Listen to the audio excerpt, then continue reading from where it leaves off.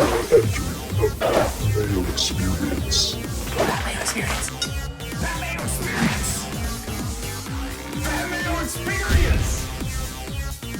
Experience. Welcome to the Pat Mayo Experience, finishing the season with the spread picks and preview and Superlock and cursed money teaser previews, going through each of the games.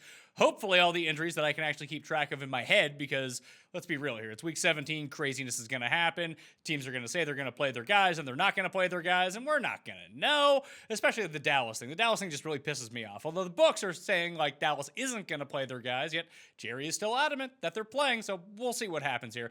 Joining me on the line, because he is in sunny Florida for the holidays. This is why this is coming out on a Friday, and we still wanted to get it in for you people. It is Geoff Fienberg. What's up, my man?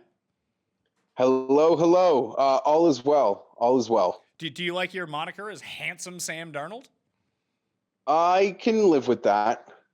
I mean, it's compared to certain alternatives or what Tim's is, that's a win. All right, so I do want to let everyone know to give the episode a like, and in the comments section, leave your Draftkings handle and tell me what you think that the order of the AFC playoffs are going to be. Now, this is before the week, so you're not going to know who's in there. 1 through 6, let me know what your order is. Probably Chiefs at 1, Chargers at 5, and you can figure out the rest from there. You get in a draw for 20 DK dollars. We're going to continue doing the pick show throughout the playoffs like we do. We actually have 3 straight shows with Fienberg coming up. That's never happened before. We have today's show on Sunday, the top 10 players we're excited about for the PGA season, and then, hey, golf starts next week. Golf, Monday. Geoff will be back in studio. We'll get you ready for Tournament of Champions. Then we'll have the Draftkings show after, then the pick show again after that for the NFL and the Draftkings NFL show. We're not going anywhere. All these other podcasts take their time off over the holidays, and they're like, it's a new year. Football's over. We'll scale back to once a week. Not the Pat Mayo Experience. We will be coming at you every single day. We're just going to have a variety of different sports to talk about. I'd like to introduce the third member of the team, the Coin. Hot fire picks once again, over 500, might be out to a lead that cannot be passed. We'll see. And then, of course, the fourth member of the team coming off a teaser loss and a super lock win. It is a Tim Undergust. Tim Undergust. That is not my name. You are coming off a super lock. I am. And I have to say, since Cameron Champ led in that tournament, I'm not even watching it. I thought Cameron Champ is in the tournament. Tournament of Champions? Yeah, he won like 6 Yeah, months they ago. count those swing seasons as he gets to go. I didn't realize that those phony, meaningless tournaments actually counted. Sorry. The same way like Patton Kazire won like 2 of them and he got to play last year. Oh, then I am going to watch. Never mind then. You're really Get out of here. You're really throwing a lot of heat behind Cameron Champ for a guy you've never seen play. That's not true. I watched him play a couple of months ago. He was great. Oh, when I was watching the golf and you just walked in and be like, hey, who's that guy? He was great. He's my favorite player. And then you said you were on his side and he melted down on a Sunday. He has my full support every week. Listen, the guy's amazing, but you've never seen him play a course with trees, man. You've seen him play like swing season, no hazard events. I saw what I needed to see. I'm not doubting the ceiling, so there's no point in wasting time there. All right, so to recap last week, it doesn't look like I'm going to end up catching Tim. So for the first time since we started doing this in 2009, Tim, you are likely going to beat me in the spread pick'em. I can still get you, but I'm down by 12 games going into the final week. So I was 10-5-1 last week to give myself a shot to bring me to 105, 124, and 11 for the year. Geoff was 8-7-1, as was Tim, as was the Coin. So the Coin's out in the lead, 128 and 101. Geoff is 121 and 108. Cust, you are 117 and 112. Somehow, you might end up below 500. It's possible. I mean, I have absolutely no feel for this week. You've said that like the last 4 weeks. No, he said that, and he had his best week of the year the last time he was adamant about saying that 4 times in the show. It feels like it feels like a week of preseason football, and it's just tough to gauge. That's all. So, Geoff, do you have, I know because you actually like to wager on this stuff, that week 17 is just the week to grab underdog money lines, isn't it? I think, there are, maybe lame duck coaches. There's certain organizational, pride that in some cases will be alive and in certain cases won't. But yeah, much like Tim said, you can find spots, but there's a lot of preseason vibes and preseason type rosters showing up this week.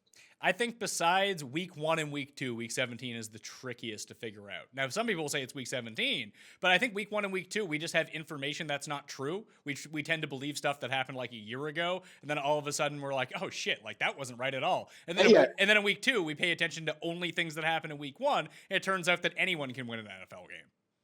Yeah, clearly week 1, every bet you make is off of your perceptions.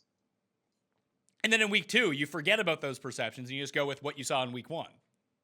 Yes, agreed. So those are usually the times to go at it. I do want to let everyone know, again, the DK handle, the playoff seeding, that's for a draw. We'll give away the winners on the golf show, probably. Or the golf show, it depends on whenever they get to it. They've been slacking because of the holidays over at Draftkings to credit people, so I've been trying to scale back on the giveaways until they actually credit the people who've already won. Then we can announce everyone who has been a winner. So the golf show, the football show next week, we'll give those out. Cust Corner, a Merry Custmas, is out. You can go check that on the pod feed or the video feed. And Geoff and I's preview of the 2019 PGA season, all the majors, some of our favorite bets already. So you can go check that. That's all content for you out there to absorb, because you still have like another 3 days of holiday. You got time to kill and get away from your family. You have to take a big shit or something. You can go listen to the podcast. It's perfect. Let's get into the games. Wow, what's that? Oh my goodness. How needlessly graphic. What, you don't listen to podcasts while you're taking a shit? Most certainly not. What do you mean most certainly not? I don't spend much time in the washroom, and I certainly wouldn't bring my devices anywhere near the washroom. Good heavens. You don't look at your phone while you're on the can? Most certainly not. I would never bring a device of mine that I put near my face into the washroom. That's very unsanitary. What are you doing? Shitting on your phone, then putting it to your mouth? Like, it's just not sanitary. I keep it outside like a normal person. I mean, I would like to see a poll. Can you poll the people on this? The amount of people that when they take a shit are on their phone? Because I'm going to guess it's like 99 to 1%. I actually don't want to know. Like, you're the first person I've ever heard. Geoff, when you're taking a shit, you're on your phone, aren't you? Oh, I'm like saving like 5 minute, 6 minute like video clips. Like, oh, I'm going to use that like, next time I got to go. Like, I want to watch that. Yeah, that's exactly what I do too. Yeah. Now, alternate contest giveaway. So give the episode a like, leave your Draftkings handle in the comment section, and let me know if you use your phone on the shitter. I want to get a good poll of this. Like, I would be stunned if anyone said, no, I don't. Like, what else are you doing while you're on the can? What are you, reading the Bible, Tim? No, I don't bring any reading stuff in there either. That's gross. It's the bathroom. You don't even have like Archie comics resting on the back of the toilet? No, I am in and out of the bathroom very quickly. I do not like being in the washroom. I just don't like it. I'm literally shocked that you don't have like your copy of like a stack of McLean's magazines in the washroom. Then I could never, they'd be contaminated if they were in the washroom. What are you, spraying shit everywhere? What's wrong with you? It's just not sanitary. It's how I was raised. Oh my God. I mean, you do need to get a stack. I mean, I grew up with a stack of Archies behind me. I mean, I know all the ins and outs of the relationship, even the off-put ones, like between Jughead and Reggie. Reggie, one of the greatest literary characters in history, by the way. Love me some Reggie. But it's very anti-man of the people to not have reading material or read anything on the shitter. Like, that's the most anti-man of the people thing out there, I would think. Also, like, how quickly are you going to the bathroom? We've heard about your diet on the show. It sounds like you're someone who would spend like 50 minutes on the can. No, I do not spend long in the washroom at all.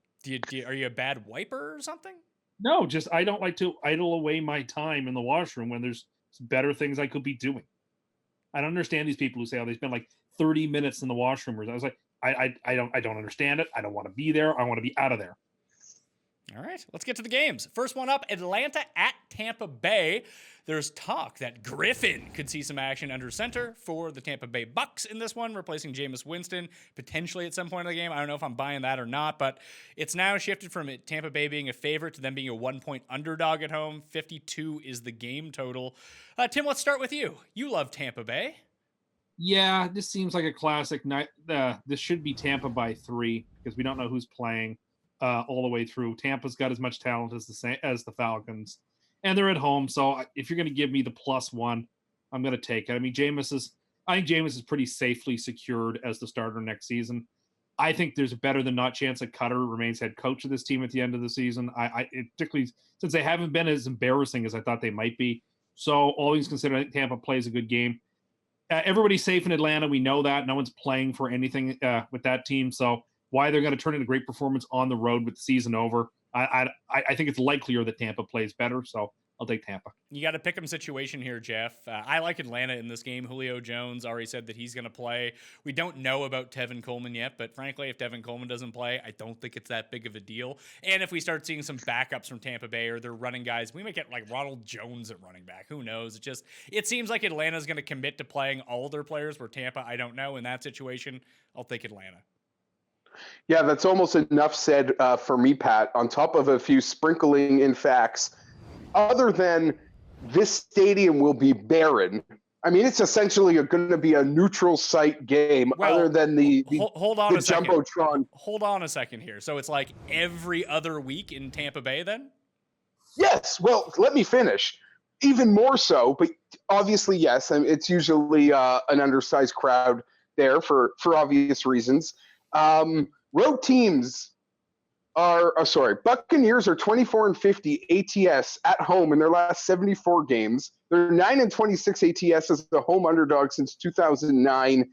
Like you said, Atlanta, I just think their lineup will be far more ideal than Tampa's. What an ugly season for Atlanta, hosting the Super Bowl. A lot of high aspirations. Not to say winning this game will mean anything, but I just think they go out with a bit more of a flash than this Bucs team. I'm pretty confident in that, actually.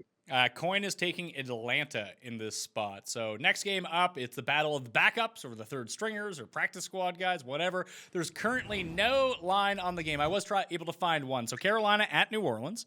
We have it at -7 for the Saints, 43.5 as the game total. We're getting some Teddy B at quarterback. Your main squeeze, Tim, Teddy Bridgewater. Imagine where the Jets would be if they had him. They'd be 12-4 like you predicted. Yeah. Whatever. I like Bridgewater a lot. I'm not going to say a bad word about him.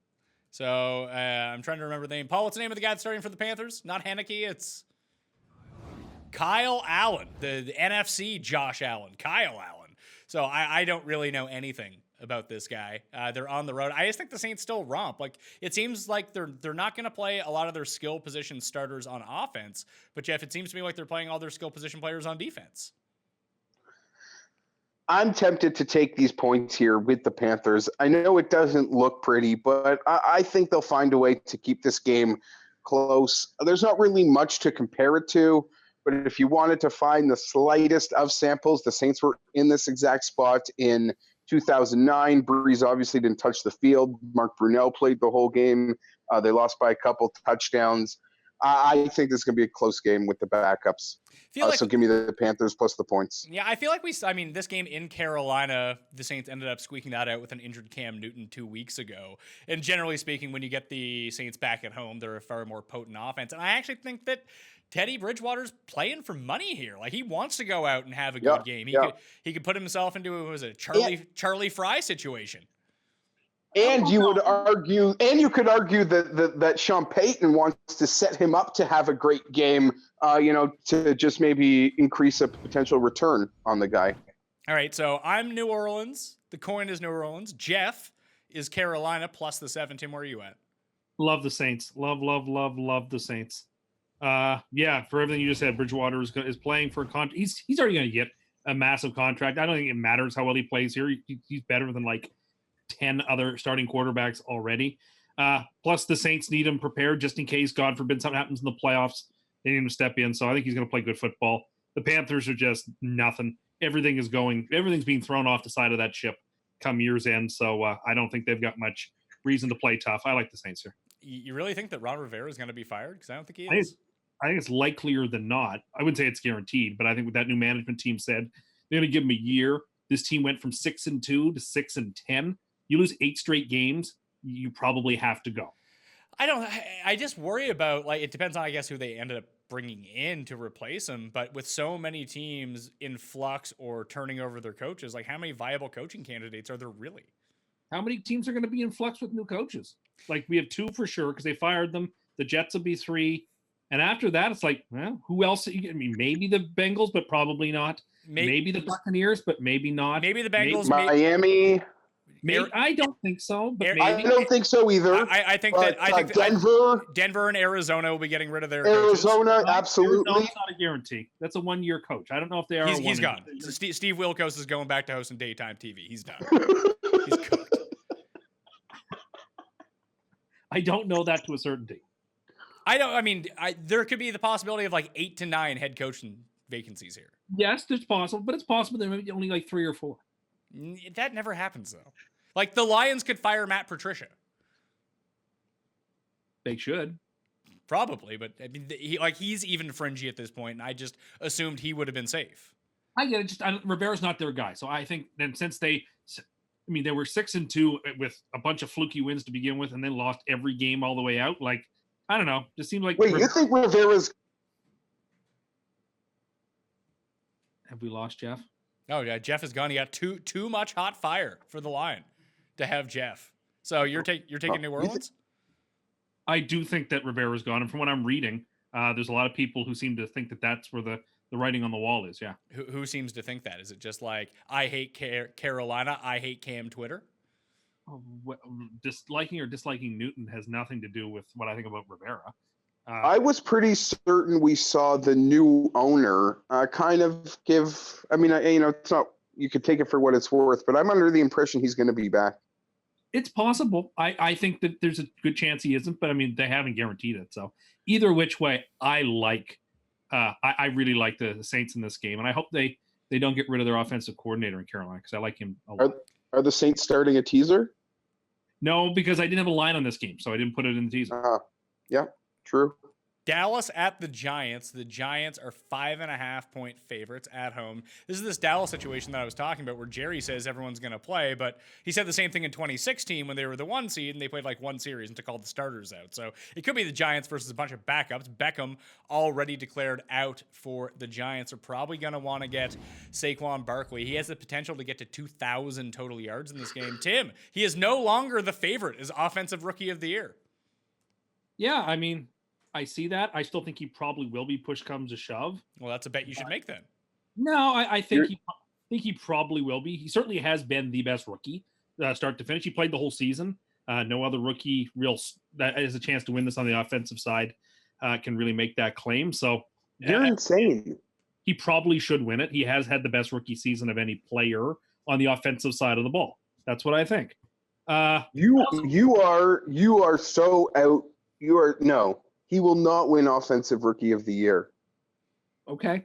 I mean, that's already win or lose. It's going to QB1 in Cleveland, and I'm sure his name will come up a lot later. But that's not even close, in my opinion. I mean, he is close if you look at the numbers. It is quite close. Yeah, there is a situation here where Barkley ends up rushing for like 150, 160 yards in Week 17, and that's a lasting impression. And Baker just folds against this Ravens defense. That all of a sudden, I bet you the odds get flipped again. Yeah, like I would say it's a coin flip at this point. I'll bet you on a coin flip. Why don't you I have a coin right here. We can just flip it and you guys can bet on that if you want. No, but if he thinks it's 50-50, I'll happily make a wager. I don't want to though. Yeah, okay, so that's fine. You can't bully Tim into making bets. I try every single week. It never works. So yeah. Tim, where are you looking at in this game? I like the Giants. I wanted to make a note that no one even bats an eye when it's Jerry who makes these claims instead of the head coach of the football team. Like, just it's the owner deciding who's playing and who isn't. I think that's funny that nobody even seems to think that's weird, that the head coach has no say in this, apparently. I like the Giants. The Cowboys are playing nobody. The Cowboys have no reason to play hard or anybody important. The Giants, everybody's playing. Like, Eli's playing for next year. Their head coach needs to prove himself, I think, in this game. And Barkley's got all the incentive in the world to play great. Yeah, I think Big Blue should win the game. I actually think it's a short number. I think there's real value on the Giants this week. I think this number is only staying where it is at the moment because Dallas hasn't decided one way or another, and this is a Vegas hedge number against them not playing. I'm still taking Dallas though. I think it's a field goal game either way. That Dallas's defense is good enough just to rattle Eli the entire time, and they're so good at stopping the run that maybe there's a chance Barkley just hit the wall because he's been bad the last 2 weeks, and facing the best run defense he's faced in the course of those 3 weeks may not help that much. I'd like to ask you guys a question. Let's say everyone was playing. They kind of needed the game. What do you think the spread would be? Giants by 1.5. Cowboys by 2.5. Because I'll tell you this. Oh, there it is. First time. Mark it down. The Dallas Cowboys got shut out by the Colts, and then they got outgained by the Bucs by 150 yards and significantly had less yards per play. This team is trending in the wrong direction, so I could see some reason why they kind of might, be inclined to play their starters. But if you ask me, I think the Giants take this thing by double digits, just situational. So I'll actually lay that 5.5 with New York here. Yeah, see, I'm looking at the updated Rookie of the Year odds right now. Baker Mayfield's minus 140, Saquon is plus 110. It's down to those two. But I think that those could really even out if Saquon has a good game and Baker has the bad game. I'm going to take Dallas. I don't hate the plus 205 on the money line either. I like what you said about they've looked really bad the past 2 weeks, that maybe Jerry wants them in there to make sure that they're trending upwards by the time they get to the playoffs. And let's not pretend You're not wrong. Let's not pretend like the Giants are really good. I like the Giants. I think next year they're going to be one of my teams. If Jameis knew how to count backwards, the Bucs might have won the game. Yes, that's certainly true. Listen, I cannot wait for next week when we can all pick against the Cowboys against the Seahawks. I don't know about that. That's starting. I'm not there. I'm not there. I'm not there. I know that the Maybe I will be, but I'm not there. I'm prepared to lay my 1.5 with the Seahawks next week against Dallas. I feel like especially if Dallas underperforms in this game, that the world is ready to bet the Seahawks over Dallas. And I just, it's not a great situation to be in. I love the Seattles and how fun they've been. And to a man, we were pretty much all dead wrong on how this season would go for that team. Arguably Carroll's best coaching job.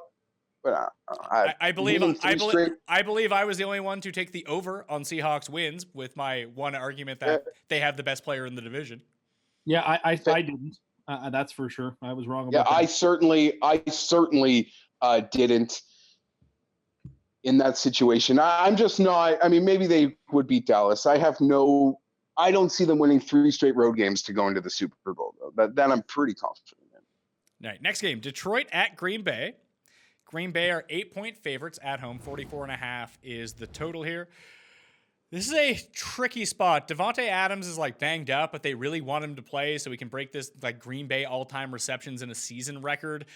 Green Bay came out and they got their one road win last week after Tim's poor Jets just blew it and melted down at the end of the game. That was kind of funny to watch. And then all of a sudden, Aaron Rodgers is like a fantasy superstar winning. Anyone who had Aaron Rodgers left or played him on Draftkings won all of the money. So you played anyone in those games, you won all of the money last week. I like Detroit here plus the 8. Just they play slow. They're not awful, and Green Bay is not very good. Green Bay is getting so much credit for beating the crappy Jets last week that 8 points seems like a lot. Give me the Lions, Pat, and it's as simple as who played 5 quarters and won. Oh, the Packers? Give me the Lions. Give me the 8.5. I don't feel the same way. I actually think Detroit's in competition right now for being the worst team in the NFL. They're playing as badly as Arizona, in part because everybody is hurt. My goodness, they've got nothing. Now they're going to go outside in the cold in a truly meaningless game against the Packers, who, yeah, it's meaningless for them too, but just the Lions are just trash. And the Packers had nothing to play for last week and played great. I mean, the Jets have been one of the best teams in football the last 4 weeks, and the Packers they have been by the numbers. But by the numbers, you mean how they're 1-9 in their past 10 games? If you look at they're great though, Tim. Thanks for playing. The Jets' offense, I should say their offense has been actually superb the last 4 weeks, according to the numbers. It's not my opinion. Look it up. But the Packers Rodgers played well. It helped that he had 7 guys in white and black stripes to help him with 1,000 penalties. But I don't want to go back over that. It doesn't really matter. Good win for it still annoys me. I don't care. I think the Packers win the game, and we're going to tease them down to 1 point. Just need them to win this game. All right, Green Bay -1. So the coin and Tim are on Green Bay. Geoff, you and I are taking the +8. I got 8, not 8.5. So 8 on Detroit. Yep. All right, next game. Jacksonville and Houston. Houston still has a chance at the bye. They are 6.5-point favorites at home against the Jags, who showed up and killed off Miami. Thank God, so we don't have to watch those losers in the playoffs. 40 is the game total. Demarius Thomas is done with an Achilles injury. It does look like Lamar Miller is going to be back. Donta Foreman showed up last week and caught a touchdown for the Texans. That was fun. And then with the Jags, Blake Bortles is back under center, and it looks like Leonard Fournette is not playing. So this is a really tricky one for me to figure out because, Tim, this is the spot when you got eliminated in Eliminator last year by saying that there was no chance the Jags could beat the Texans, and then all of a sudden the Jags beat the Texans. Are the Jags rejuvenated at the end of the year?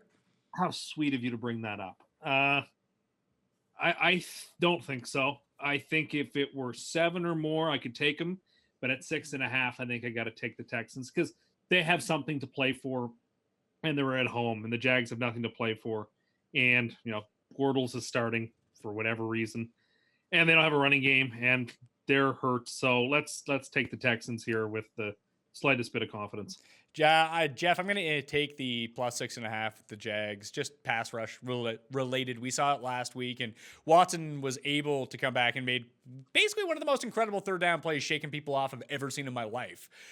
But Philly looked a lot better than the Texans in that game, and they were getting the pressure with the front four, and that's how you really get to Houston, and Jacksonville's going to be able to do that. And they have basically one healthy receiver at this point. They're playing like DeAndre Carter and Joe Webb at receiver behind DeAndre Hopkins. So I think that they can win, but I think it's like a field goal game. It's an in-division game. It's week 17. The Jags technically have nothing to play for, but they played hard last week. Why wouldn't they play hard against the Texans? Do we know if Fournette is playing? It doesn't look like he's going to play now. Because I'd have been really confident in the Jags plus the points if Fournette was playing.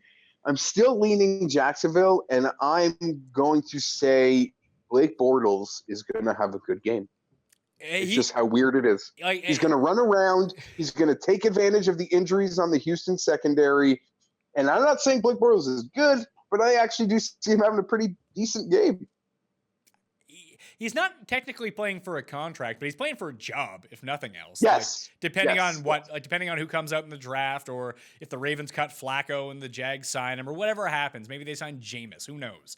But there's a possibility that Blake Bortles is starting again for the Jags in 2019 Week 1. And this would go a long way for it. So I'll take Jacksonville. Round to Jacksonville minus Tim. He is taking Houston minus 6.5. Miami and Buffalo. I missed the boat on this, Geoff. It's minus 5.5 now. Wow. I feel like a dummy. You tweeted it out earlier in the week. I was like, I'll just wait to get in on the -3 and hammer that number. But nope, it's gone. You know what? I don't think I actually tweeted it out because I don't want to put a bet of that size on Twitter for my wife to see it. Oh, you texted it to me. Yeah, I put it in our, me, you, Tim, and Paul, our little show group, thread to stay organized. I showed you guys I was already in. As soon as they posted a line, -3, -115, I was already waiting for alternate lines, a 6.5, maybe even a 9.5. But the fact that the spread's already gone up that high, I'm less inclined to do that.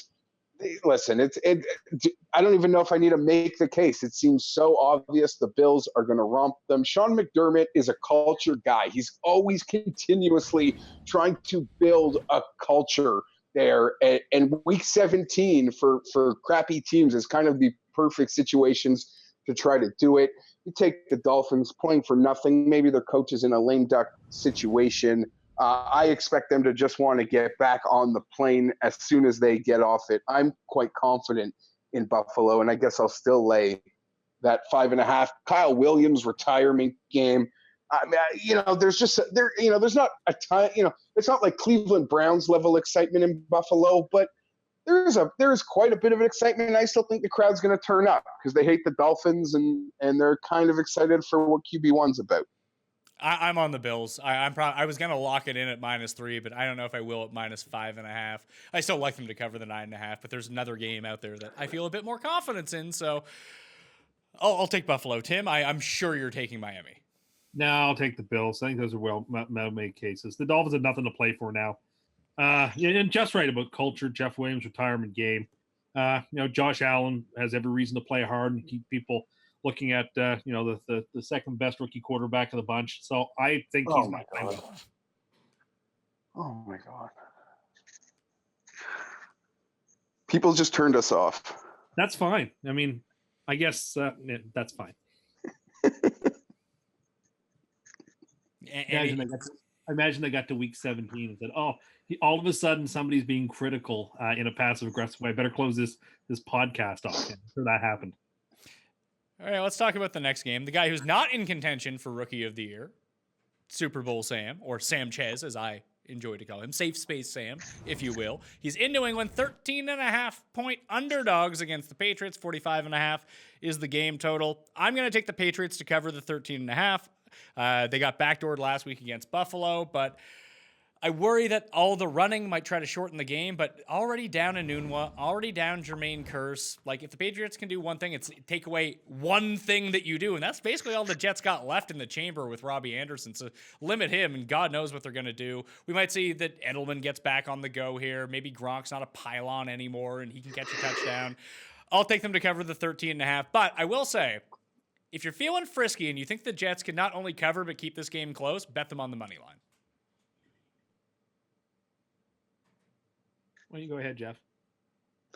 Outside of the money line Jets comment, Pat hit it on the head. The Jets have those injuries. What's Sam going to do when they take away Robbie Anderson? I am fearful of getting backdoored, much like my New England selection got backdoored last week. It's all part of the game. But New England, 13.5, I'll lay it. Coin likes the Jets, Tim. Do you like the Jets? Your mighty Jets? Now, when we talked about this in the preseason, you had them winning this game. I don't know if we're going to win, but I do think we're going to cover. Patriots haven't played a good game in I don't know how long. They played bad last week. They really could have lost to Buffalo. They were just out of sorts. They went terribly against the Steelers. They threw away a game against the Dolphins. Like the Cowboys and Patriots are the two teams going into the playoffs that are trending in the complete wrong direction. So do I think they're going to win this game? Yeah, but like all they have to do is win to have the bye. They don't need style points. And Sam's playing great.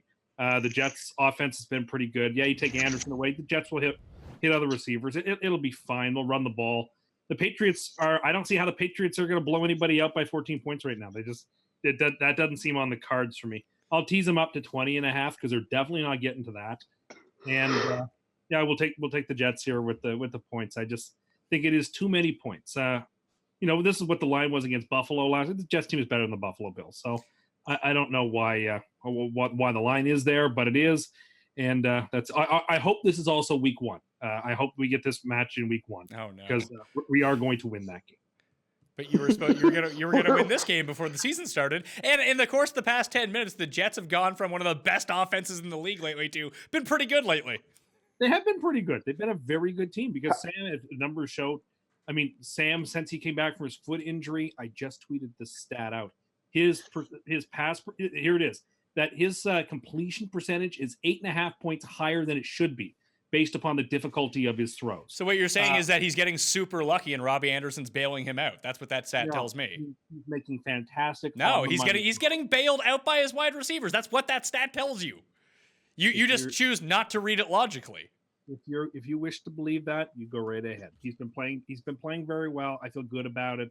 I'd like to see him play good one last time before next season. Hey, you know who didn't win Offensive Rookie of the Year? Wayne Gretzky. He didn't win the Calder Trophy. So now Sam's not going to win Offensive Rookie of the Year. I don't see that as some sort of stumbling block to his success. So he's not even in like the discussion for Offensive Rookie of the Year. No, he missed too many games. Of course not. I mean, Baker didn't even play. Baker didn't even play the first 2 games. Who? Yeah, see, you're so jealous. Tim, or I should say Pat, if you're up for it, if you think, we got the time, people might be interested to hear how Tim would break down, because we already know the Jets' 2019 opponents.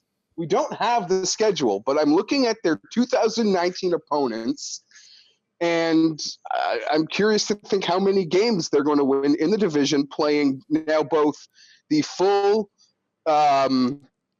NFC East is their draw in conference, and the AFC North is their draw. Out of conference, the NFC East. In conference, they play the full North, and their 2 crossover games. They're in last, right? They've locked last. We're going to assume Buffalo wins, so that would be both against AFC West last place Oakland and AFC South last place, which is Jacksonville. Oh, watch out. The Raiders always play the Jets tough, don't they, Geoff? Or don't they? They are a classic AFC AFL rivalry, yes, but I think we would win that game.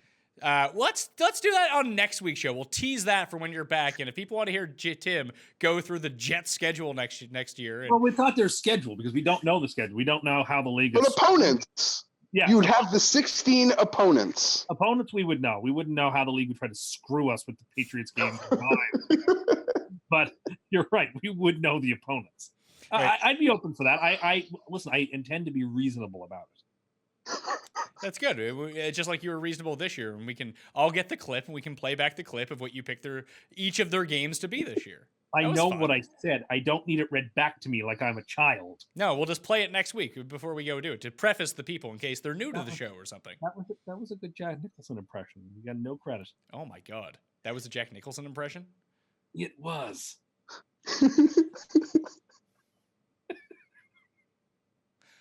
Geoff? Yes. Did you know that Tim at weddings goes into the bathroom and takes all the toiletries from the washroom that are there for the guests? I'm so happy you brought this up. I missed your tweet, and my wife actually started laughing uncontrollably beside me, and she had let me know about this. And you're something special, Tim. It's not for your home personal use. It's if you need it that night at the wedding, they're happy to supply that for you. It's like, have this. This is for you. Doesn't mean take it home. Whatever. I wanted the floss and I wanted the comb. It's not like it was there. I wanted it. And it's not like I took it at 9:00 at night. Either. Yeah, but you're not the type of person who's closing out the wedding. So you're taking it when you leave, and everyone's still there. I was basically closing. It was like 1 a.m. or midnight, or whenever the dance. Listen, I depend on that little stash because, God knows when I'm pounding at someone's wedding, I need those bathroom tums. I appreciate that, and I didn't say it'd be different if you took it right away at the start of the night. But listen, I'm a guest. The night's almost over. If I want some floss, you know what, I can have it. Or if I want, the comb or whatever, it says it's there for everybody. Well, I'm everybody. I count. So yeah, I'm gonna take it. Whatever. So it'd be different if you just took the whole thing and put it into your bag or something. That would be bad form. But everyone takes a thing or two. No, they don't. No, they don't. It's so millennial of you to feel like you're entitled to this stuff. No one is stashing their pockets filled with spearmint lifesavers, Tim. Nobody but you. I have spearmint lifesavers in my car. They're my favorite type of lifesaver. We also found out, Geoff, that he goes to when he goes to a diner, that he steals all the jams and put those in his man purse. No. That's like the Jewish booby. My grandmother would just take a sweet. My grandmother does that too. She's 85. She takes jam and creamers, and I doubt she ever uses them. I don't steal a bunch of creamers and stuff. Because usually I have leftovers, I take a packet of marmalade or two with me because I'm going to have it later, or I'll take some sugar or some salt and pepper because I'm going to use it later on the leftovers. That seems reasonable. I'm a customer. I'm using it on their food. You're ripping off these ma and pa diners, increasing their expenses. And Tim, let's be real here. No one's believing that you have leftovers. I'm not. First, how dare you, sir? Secondly, I'm not going to mom and pop places. Why not? Why aren't you supporting mom and pop places? I'm going to chains. What sort of chain breakfast restaurants are you going to? There are a couple of chains that I mean, when I was out west, I used to go to IHOP all the time. That's a chain diner. And you're ripping off these poor corporations. Not ripping them off. I'm using packets on their food. No, you're taking extra. Yeah, but I'm bringing the food home with me. You're not bringing the food home with you, Tim. Come on now. Yes, I am. You're not. I've never seen you with leftovers. That means you're going to an all-you-can-eat place and then asking for some styrofoam so after you've eaten, go get another round to bring home. If they allowed you to do it. They don't. They don't allow you to do that. Listen, if I'm bringing home some food or whatever, it's okay if I take a little bit of marmalade or it's not like, you're not taking the whole rack. You're taking one or two extra or a couple of extra napkins or something because you want them with your leftover, whatever. Everybody does this stuff. No, I don't think they do. Old people do. Really, really, really just seniors. And I'm not even talking about 65 plus. I'm talking about like 75 plus. That's what they do. Well, none of this is theft. I'm just using things. It's theft. You're stealing. This is a very slippery slope. You're going to end up being like Uncle Leo stealing the books from the fucking library. No, this is ridiculous that I'm being subjected to this inquisition. I'm just using the things that I'm being given to use on their foods and materials, and I'm entitled to that. It's a really sad way to be, because we know that you can afford a little packet of jam. Of course, but like they're giving it to me, and it's good jam. Kraft is not good jam, Tim. Kraft is like top drawer jam. No, it's not. It's like the cheapest jam you can buy. Oh, you can buy much cheaper jam than that. You would know, wouldn't you? I would. I've tried them all. I know what I like. Jam. You just think you're entitled to everything. If it's there, it's mine. Listen, it has bathroom things. It says for you to use for our guests. Well, I'm a guest. I wanted to have that floss.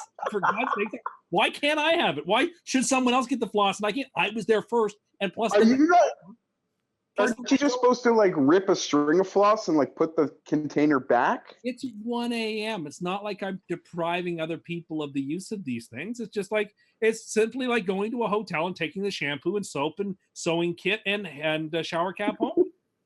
You're allowed to, and so I do. Man, you're the biggest. You're like the lowest person on earth. No, that's not true at all. You really are. You're incredible for someone who's very elite like you. You're very low. I'm not elite and I'm not low. I'm a man of and for the people. It's just like when you were Geoff. Tim went to go see that Vice movie, the Dick Cheney movie, and he was pre-triggered going into it. And then he was losing his mind, and then he was freaking out that like, oh, I can't even invite people to go with me because they won't understand what I understand about this, so I don't even want to explain it to them. How elite is that? Yeah, I believe the proper nomenclature he used was Cheney ouvre. Well, it's true.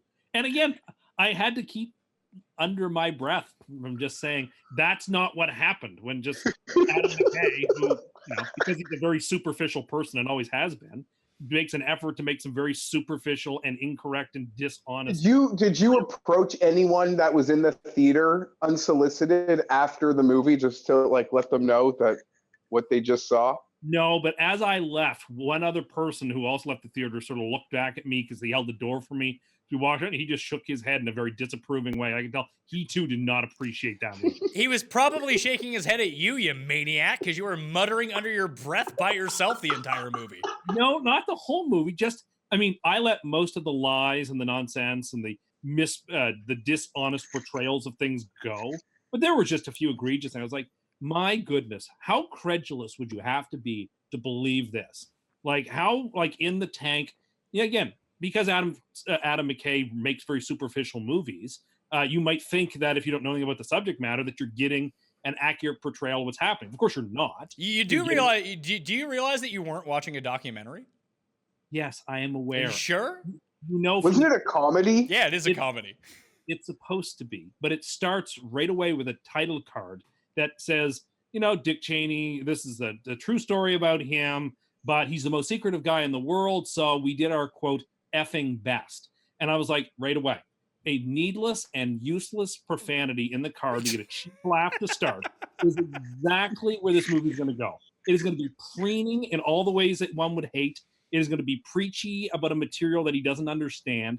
And then it's just a complete misinterpretation. But are you such a Cheney loyalist that like you just had to see this movie even though you knew it was going to upset you so much? You're so loyal to that administration and Cheney that you're like, I'm seeing it anyway. Absolutely. I mean, I've said before, I think he's the greatest living vice president. He's probably the greatest vice president of all time. Case can be made. I mean, there may be others. I mean, listen, someone like Thomas Jefferson or James Madison were not so great as vice presidents because they didn't do much. But then, of course, became presidents or did other things that made them great. But in the office of the vice presidency, I would say Cheney is probably the greatest to ever hold the office. Certainly the most consequential. And did a lot of important things. I mean, they made mistakes, but sure, that's why pencils have erasers. No, it's perfect, but he did a lot of good things too. But of course, the movie basically glosses over that because they would just rather, McKay wanted to make a movie about Trump, but couldn't or wouldn't. So he tried to make a movie about Cheney as if he were about Trump, and it was again cheap. and uninteresting and full of lies, but I kind of expected it. See, I haven't seen the movie yet. I'll probably go see it either this weekend or next weekend. But one of the main things that I've heard about it is that the movie had nothing to do with Trump, and it's a weird projection that you see onto this because you're a big Trump guy too. Oh, really?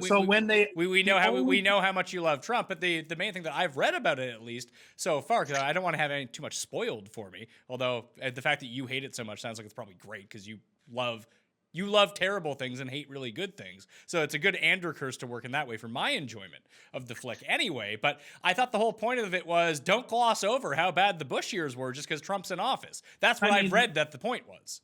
Well, I think if you look at it closely, you will see that there's more. Listen, the only quote from Ronald Reagan he's giving is when he says in an offhanded way, "Make America great again." Now, why do you include that quote? Why, when they're discussing the supporters of going to war in Iraq? The only Republican clips they show are of Jeff Sessions, who is Trump's attorney general, and Mike Pence, his vice president. At every turn, in every way, he makes little allusions to Donald Trump, and it is so cheap. And it is, it's commentary on the cheap, is what it is, and you'll see it too. It's not subtle; it's incredibly heavy-handed. Like I don't know, it's a bad movie, and of course, it made no money this weekend so far, or it made no money since it came out, which not surprising. Its cinema score is like a C+ or something, so. It clearly the movie is bombing, so that makes me happy. But Christian Bale, has he not, like, there's nominee buzz and stuff for that? Christian Bale and Amy Adams and Steve Carell actually are pretty good listen, they don't have much to work with in terms of material that's been written for them, but because they're good actors, they do turn in very good performances, and Christian Bale does get Dick Cheney's voice down right. But it does little stuff, like trying to pretend that Cheney had no principles in politics before he goes to Washington as an intern. He had a bachelor's and a master's in political science and had done part of a PhD before he left it. The idea that he would have no principles and didn't even know what party Don Rumsfeld is just so. You know what? I'm not going to get angry about this. You're really triggered about this. Now you're upset about it. You're someone with a PhD. You have no morals. You're stealing fucking toiletries from wedding bathrooms. Don't turn this into me. And of course, you know what? You're just trying to derail me here. That's all you're trying to do. As someone who knows a lot about this subject matter, everything from the way the Valerie Plame situation is described. Tim, look at the screen. Tim, look at the screen. Yeah, that's so clever. You're being a thief. Or the way that Antonin Scalia and the unitary. There's a whole discussion about the unitary. I'm not going to describe it because it's way too boring. There's this whole discussion about the unitary theory of the executive, which is a very high level and intelligent interpretation of the Constitution that you would think if Adam McKay was going to mention 3 or 4 different times to try to explain, he would have bothered to get it right, and just is completely misinterpreted because it's very lazy writing. It's just it's from the little stuff to the big stuff. They just made the movie altogether trash. I'm really surprised that you are surprised that left-wing Hollywood media makes left-wing slant on Republican movie. Yeah, but something big shocker, Tim. Like, I saw the Oliver Stone movie about George W. Bush, and that was not terrible.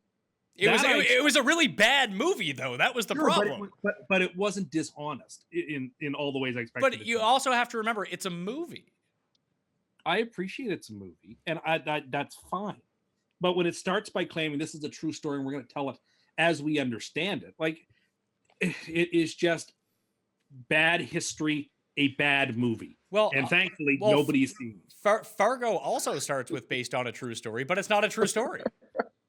No, but I guess but in their defense, the Coens know how to make good movies, so you got to give them some slack. Like when you saw the Mothman prophecies and it said based on true events, did you think that was actually something that happened? 3 days. Well, it's not a real fucking thing. It terrified me. That movie is terrifying.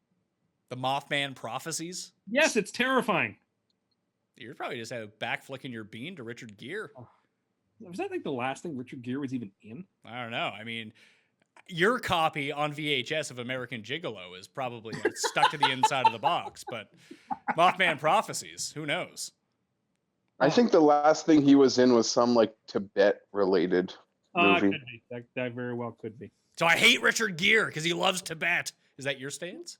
I got nothing against Richard Gere. But Tibet? I support a free Tibet. Okay. Late set of games, Arizona and Seattle. We got 13 is the spread for Seattle, their favorites, and we have 38.5 as the game total. Technically, Seattle could still be the 6th seed here if they lose this game, Geoff. I like Seattle here. I think they want to avoid having to go to Chicago.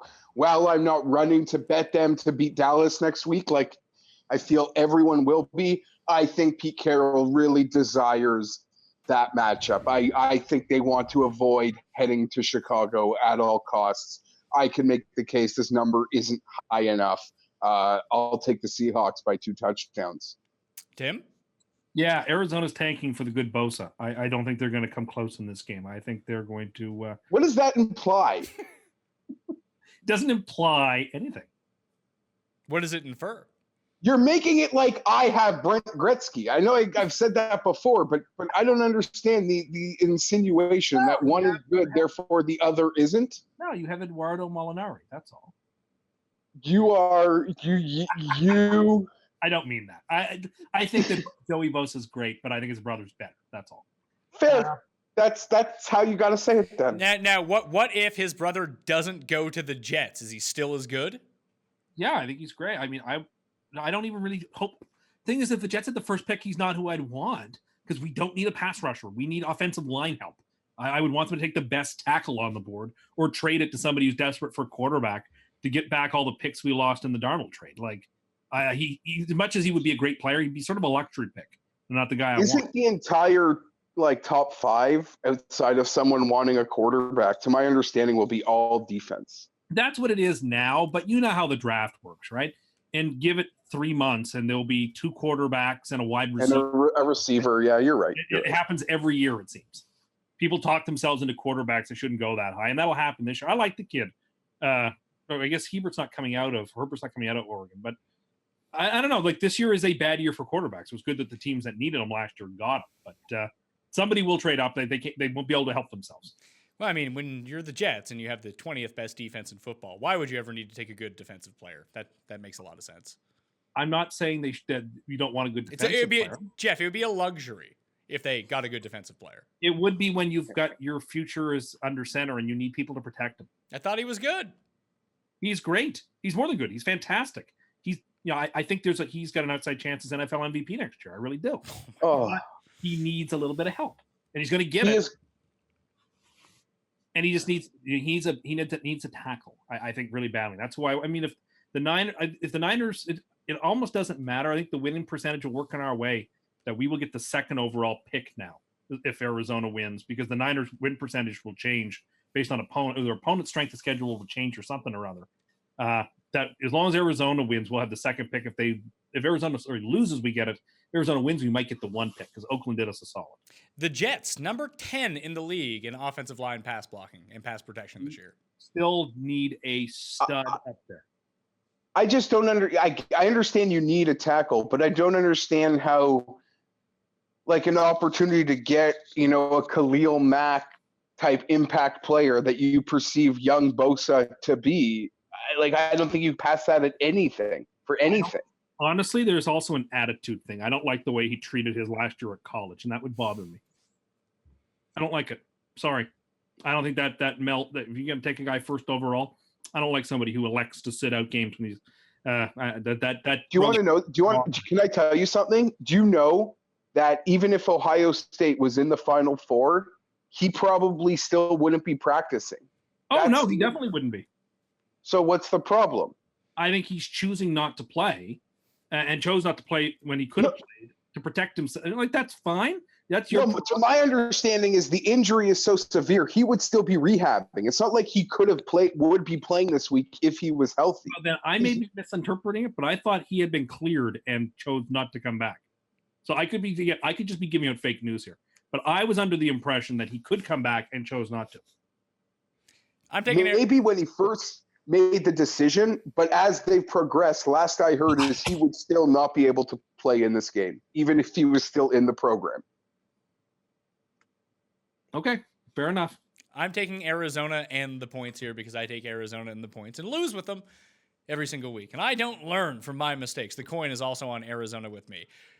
Chicago at Minnesota, the most confusing line of the week. -4.5. Minnesota is favored. 40.5 is the game total. Geoff, we'll start with you.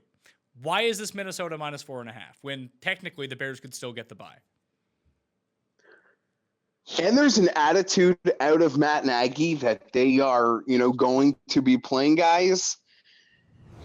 I'm one of those suckers that stares at that 53-man Minnesota roster and is still impressed. So maybe I don't think the line is as out of whack, because I wouldn't be surprised for Nagy to look up at the scoreboard, see the team he needs to lose is up to, 17 points and pulls back. There's also the fact, Pat, that these two teams could be playing each other next week. So it's very likely Minnesota has to throw the kitchen sink this week, and the Bears just go straight up vanilla soft serve and don't put any cards on the table. That being said, they are division rivals, so there is a level of familiarity regardless of, whether they play next, playing for the third time. There's already a high level of familiarity.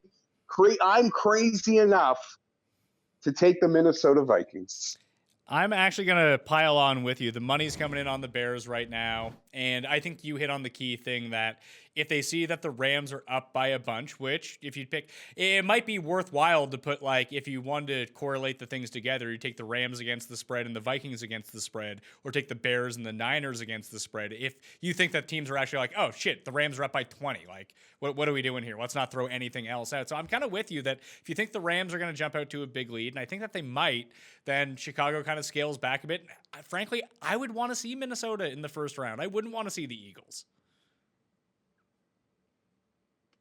So that to let the Vikings win? Is that the plan then? Yeah, let the Vikings win and not cover the game, and then you can go beat the crap out of them in Chicago next week. So I'll take the Vikings minus 4.5. Tim? That was the Bengals strategy in 2010. They let the Jets in to play the Jets next week, and the Jets beat them twice. That is true. Careful what you wish for. Yeah, I think the Bears first half is my favorite bet on the board this week. They're plus 2.5 in the first half, because they're going to play their guys the whole first half before they worry about taking guys out in the second half if the Rams game gets away from them. So I actually think that line is a bad line. I'm going to take the Bears overall, though. I'm going to take the Bears to take them up to 11.5. They're the better team at almost every position. So I'm going to take them. So Chicago teased up to Mayo plus 11.5? Yep. And that's the way we're going to play it. All right. Coin likes Minnesota along with Geoff and I in this game. Cincinnati and Pittsburgh. Pittsburgh, 14.5 point favorites. They need to win to have any chance of getting into the playoffs. 45.5 is the game total for this matchup. Tim, did you see the story about the Pittsburgh defensive coordinator who didn't know that Tyler Eifert wasn't on the IR? No, I didn't. He said that they were game planning big for Tyler Eifert this week, and I thought it was very savvy. People are just absolutely destroying this guy. They're like, oh, how do you cover Keenan Allen with a linebacker? How do you even not know who's playing on the other teams? Making Geoff what Sean McVay did. Very impressive that he knew who was playing on the defensive side of the ball compared to this guy on the Steelers. But do you think that maybe he's in like a Wolf, the dentist Stenson situation here, where he's anticipating maybe a Goldberg knuckle puck scenario where all of a sudden Tyler Eifert is just in CJ Uzma's jersey? And they're like, oh man, CJ Uzma's now a big white guy and he's like 3 inches taller and catching touchdowns. We need to be prepared for that scenario. And he's just outthinking everyone. Like, what's the deal here? I don't even know how to respond to that. That's insane. I'm always into any Wolf the Dentist Stenson name drops, though. Listen, there's one last chance to pick on Jeff Driscoll, so let's do it. Even though I got burned last week with an insane little late rally, Steelers win big. Steelers win this game by 20 points. Tim? Agreed. I didn't do it last week, and I really wanted to. Tim, you were the only one who had the guts to do it, was to take the Cincinnati backdoor cover, because Cincinnati really starts to show up late in these games when no one's playing real defense anymore. So I'll take the backdoor cover potential with Cincinnati and eat those points, or take those points. 14.5, it's a lot. Yeah, it is a lot, but the Steelers do seem like they're going to win this game by 30 and not make the playoffs. Yeah, potentially. We'll see here, because the next game is the one that really dictates us all. So we have Cleveland at Baltimore. Baltimore's favored by 5.5. Battle of the two best rookie QBs in terms of wins. We have 40.5 is the game total. It's Baker time, Tim. Do you think Baker can go in and knock off the Ravens, or is this just a scenario where the Ravens defense makes them look horrible like the Texans did? Baltimore made the Chargers and the Chiefs offense, who are legitimately good offenses, look mediocre. Now they're playing. Okay, let's not pretend like the Chiefs didn't score 30 on them. They looked pretty mediocre. I mean, this is the Chiefs. The Chiefs go up and down against most teams. Like, they had to struggle for those points. That was not an easy game whatsoever for Kansas City. And there were some special teams that helped them out there too. Baltimore has done a good job smothering teams. Jackson's been great. Jackson has been getting better. What I've liked about Jackson is that he started raw, but he has gotten better every single week he's played. You can see it now when he's throwing the ball. The accuracy is improving. The velocity looks like it's in sync with the receiver who's trying to catch it at the right. Everything that the Ravens are doing. It is great. And I know Geoff is sweating bullets having to deal with this team probably next week. I would be. Do you want to know something? You tell me. A part of me, I don't know who I'd rather play between Pittsburgh and Baltimore. You think it might be an obvious decision because they beat one and lost to the other? I don't know. To me, it's like score 22 points and win the game versus Baltimore, or get into a boat. I'm not fully sold on who I know I want to play. I think they'd be both super tough in different ways. I wouldn't be desirous to play either of them. But that having been said, the point is the Browns are not a good team, and the Ravens have proven themselves to be a quite a good team. So I think you have to take Baltimore. Geoff, I'm taking Cleveland. The coin is taking Cleveland as well. I just think they can keep it close. These teams tied the first time around, and that's when Joe Flacco was playing quarterback, and maybe Lamar's a bit of an upgrade, but obviously the Browns are a lot better now than they were at the time. I do worry that Baker just goes in and gets shellacked by this defense and they can't do anything, but it's always a tricky situation when you're dealing with the Ravens that they're not going to put up a ton of points. This is, besides the Chargers, the best team that they've played and one of the better defenses that they've played over the Lamar stretch. It just feels like a field goal game, a 4-point game to me, so I'll take the 5.5 in Cleveland. I'm also inclined, Pat, to take these points. I'm going to just I think this is the Browns Super Bowl. To be over 500, to spoil a division rival's trip into the playoffs. I believe this is unequivocally the Super Bowl for the Browns. Now, I resort to looking back what might have been a month ago when they went into Houston, and I will die on the hill that Baker played poorly that day. They had a great comeback. Trust me, I had like a super teaser that took the 5.5. Hold on. Are people arguing that Baker played well in that game because he did not? Well, because they showed the stat line, like he did this, he did that. I will give to those two situations where those two touchdowns that kind of got called back that were all super long plays. But I watched that game hyper closely, even when it was beyond garbage time, as I was getting to, because I had a super teaser, a 5.5 point Browns plus line on a 13-point teaser to 18.5 that I watched that game to the very second, and they backdoored that for me. Thank God. He didn't play well. That was a very good defense. Yes, there were plays, but he saw, the high-end skill of that defense did cause him some trouble. Even before he got going in this heater, we saw the Chargers who've got some, a couple blue chippers out there on defense, cause him some trouble. So I am very afraid that it could get ugly potentially, but I am going to side with the Browns here in what I think will be a very close 3-point nail biter. They'll be watching that scoreboard as they're up 20 in Pittsburgh. I'm confident of that. And I have to say, because it's just nonstop part of conversation, I think Baker Mayfield is a star. I truly believe he's a star. Nothing he almost does in the 4 quarters on the football field bothers me. I love Phillip Rivers. Phillip Rivers plays with a ton of emotion. So Baker playing with emotion doesn't bother me one bit. Granted, Phillip Rivers might say something, but pretend Ned Flanders is talking trash. That's what it's like with Phillip. So, their games aren't the same, and their trash talking certainly isn't the same. But I do strongly believe Baker doesn't need to waste so much energy with a lot of the nonsense in my opinion. I completely disagree with that. It's even someone like me. When I'm fired up, I do my best work. Maybe Baker's the same way. Maybe he's a self-motivating guy. He needs someone to stick it to. I feel this way in that he can, as a rookie taking over this winless team, his swagger is absolutely perfect.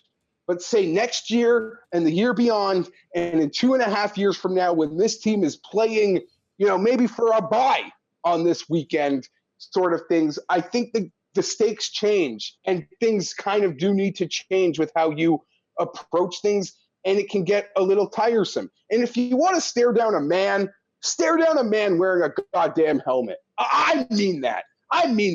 Stare down a defensive end. Stare down a linebacker. Don't stare down a beaten down dead guy.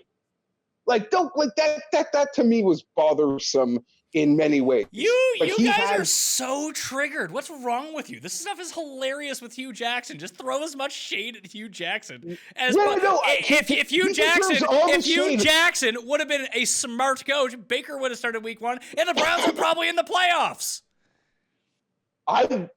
Hugh Jackson's a horrible coach. That is not to be debated. But what did he do that is?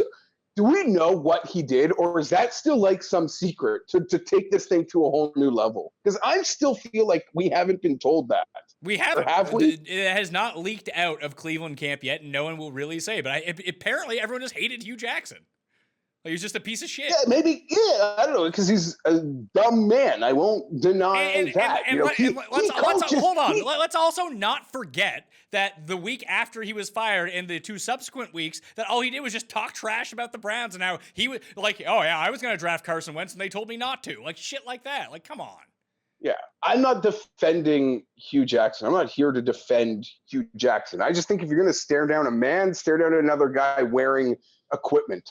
That's just my opinion. Just stare down whoever you want and continue to be the most entertaining player in football. That's good for me. That's what I like. I love the guy, Tim. They're playing 4 primetime games next year. That's 4 automatic. And I think there's I guarantee that every single package, the Monday night package wants him for a game, the Sunday nighters want him for a game, even the worst teams in the league end up on Thursday night, and somebody's going to put their hand in that cookie jar twice to get this guy back on prime time. And we might even get number 5 when they're good enough next year for a flex. I do not doubt for a second how good Baker Mayfield is. I just find some of the things like, I don't know, off-putting. You're starting to sound like fucking Tim. Go to your retirement home. No, he needs to listen, if this is what he needs to make himself great, I think for this version of the Browns, for where they've come from, for where they've been, he's absolutely perfect. But I truly believe when the stakes are higher for the Cleveland Browns in the coming years, it won't be a net positive, a lot of this stuff. I will also throw in, I don't doubt for a second Baker Mayfield has taken the rookie quarterback learning curve, and blown it out of the water. But no way, no chance, no way in hell that 2 years ago Baker Mayfield would be doing a thing more than Sam Darnold is doing today, because he's 2 years older than Sam. That's right. That means in 2 years Sam Darnold actually has to be doing what Baker is right now, and when he weighs 730 pounds, that's going to be tough. It's going to be like having Earthquake and or Typhoon under center. He's going to look like Jared Lorenzen. Bad metabolism. I got nothing. Tim, you need to follow around Safe Space Sam and steal all the condiments from around him, because those have a lot of sugar, and you don't need him gaining that extra weight. I stayed completely out of that crossfire, but I think I agree with 90% of what Geoff said. Of course you do. You're an old fogey. Oh my God, he's talking and staring people down. How dare he? We can't draft the good Bosa because he's not a team player. I don't like his attitude. Fuck off. It would have been, I'm not the first one to notice, it would have been nice that when he was asked about this at the press conference, if he had just been honest and said he did it, instead of lied and said, oh, I don't know what you're talking about. Yeah, don't know what you're talking about. Next question. And then 2 days later, he said, yeah. Then 2 days later, he said he didn't. He needs to grow up. But he will grow up, I think. And when he does grow up- Baker Mayfield is playing you people and the media just for dummies. This is great. See, Maybe. follow him in Oklahoma. Like he acted like this in Oklahoma too, and What did it do? It made him the number 1 pick. yeah, okay. If you think No. immaturity will, I mean, if he wins something big, acting like this as a quarterback, he'll be the first to do so. So maybe he'll break that mold. You don't seem to understand that the net profit for Baker Mayfield here is there's no player in the NFL. Like basketball has taken a stronghold in terms of personality. You get to know basketball players. You can see their faces. There is a position in football for someone to jump up and become the marketable star. And it has to be someone with a personality. And hey, here's a guy with personality. Will not be the quarterback. That is absolutely right. And I will backtrack on a lot of what I've said in many ways, because I believe what I'm about to say, in that NFL rookie quarterbacks, I almost don't care whether about any negative from your rookie year. I only want to see positives, and any negatives, I'm just like, don't make the same mistakes over and over again. And I almost discount any bad thing a high projected NFL rookie does. I want to forget about all of it and just focus on the good ceiling moments. I agree with all of that. And I truly believe that in the coming years, maybe not so much because he's going to keep brand building, as Pat says. If he's allowed to brand build, we'll see who their coach is. If they have a no-nonsense coach who keeps him under wraps, well, then he won't act like that. And that'll be good for him. He'll probably play better. I'm very confident he finds a bit of an equilibrium with this stuff. I hope he does. Because the highs are high and the lows are low. Yeah, for sure. I agree with that. I agree with all of that. You guys need to stop watching sports. It's just watch the just watch the senior tour in golf. Honest to God, I think you would recalibrate the way you look at this. I think no, you're no better than every 60-year-old pundit on TV. Well, when I watch football, people didn't act like this. Just get up with the times, man. This is how kids are.